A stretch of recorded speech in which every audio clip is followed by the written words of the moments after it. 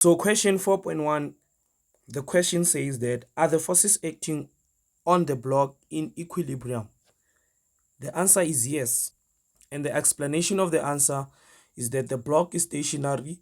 And if the block is stationary, that means F net is equals to 0 Newton. So that would be 3 marks for just answering 4.1 in this manner. 4.2 is asking us to determine the magnitude of the horizontal component of the tension in string 1. So if you look at string 1, there is string 1 there.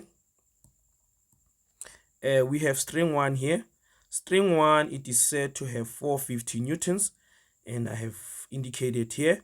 Now this 450 newtons will be my hypotenuse, and when I do the alternating angle, the 40 degrees there will come here, and this 40 degrees, you see that it is adjacent to the horizontal component, which is my tension 1 in the x direction, or I can simply call it T1x. And since it is adjacent, we can say that we will use the cosine ratio to say that the cosine of 40 degrees is equal to T1x over 450, T1x being my adjacent, 450 being the hypotenuse. So in this way, I can solve for the horizontal component of string or of the tension in string number 1. So now when I solve for T1x, which is going to be 450 cos 40 degrees, and I punch that in the calculator, it is giving me 344.72 as the final answer for our horizontal component. Now 4.3 is asking us to calculate the magnitude of the tension in string 2. So in this case, we are going to use Newton's first law, because the object is stationary, which is F net is equals to 0. And if the object is stationary, that means that the Fg, which is the gravitational force, is at equilibrium with 2y or T2y and T1y. That means Fg is equal to the sum of the two forces, because they are opposite in direction, and Fg, it is balancing both forces that are going upwards. So in this way, we can write out an equation to say Fg, it is equal to T1y plus T2y. So now I am going to write Fg as mg, which is equal to T1y. If you can check, T1y is opposite, right? T11 is opposite to 40 degrees. So if it's opposite, that means it will be sine theta, same as T2y. T2y will be the opposite as well, so I'll write it as T2 sine theta. T2 will be the force that we are looking for. Basically, we are looking for the tension in string 2. So if we can get T2, then we will have answered question 4.3. So now the challenging part is that I am given a block of unknown mass, and that means if I do not have the mass, I have two unknowns. So I cannot use the component method to calculate this. I will therefore have to use the triangular method, whereby we use forces in equilibrium and solve this one. Fg, it is going down. Now tension 2 will move from here going up here, which is represented by the green, right? And then T1 will move from here, where the T2 head is, towards what? Fg. And this 30 degrees, which I got when I subtracted 90 from 60, will be the angle between what? Between not T1y, but T1, because T1 is this string. For this one, it will be between T2, which is this string here. And now I can be able to find the magnitude of string 2.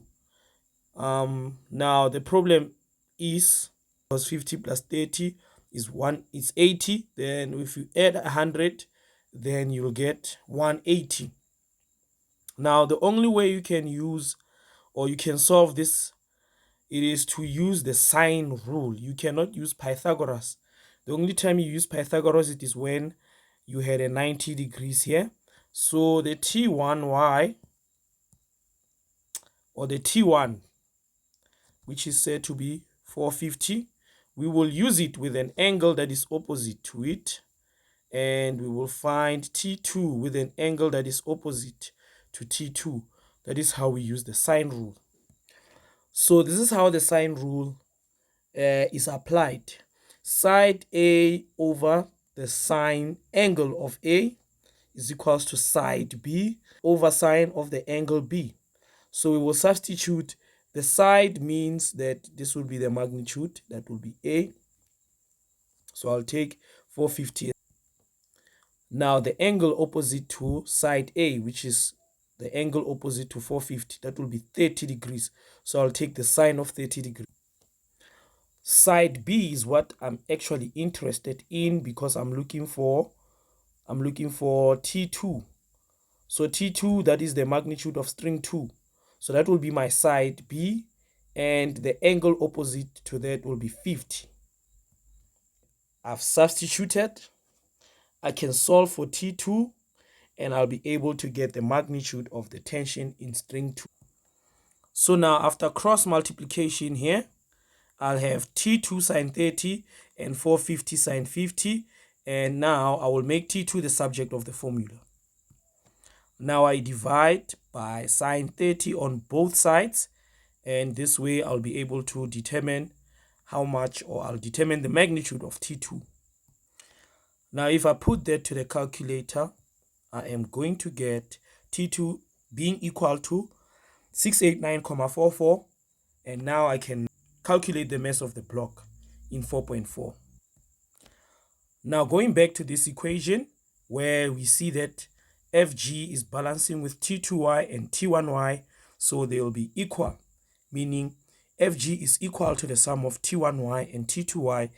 We can expand this equation, and after expanding this equation, we can be able to calculate for M. Now we are able to calculate for M, because if I have M here and I found T2 from the previous calculation, which is this one, and I also have T1 from the T1 is given because it's 450. So if I have T1 and the angles, then I can be able to calculate for the mass. Now we can go ahead and substitute the values that we have. We have 9,8. We have 450, which is tension in string 1 given in the statement. Sine 40, that will be the angle according to T1y. And we also substitute 689, which is the answer that we got when we calculated for T2. And we substitute the angle 60 degrees according to T2y. Now with this, I can divide on both sides with 9,8, and I'll be able to calculate the mass. Now when I put all of this in the calculator, the mass that I get is 90,44 kg. So this is how I would have solved this question, and it's a high order question, very difficult. However, with more practice, you'll be able to solve such kind of questions.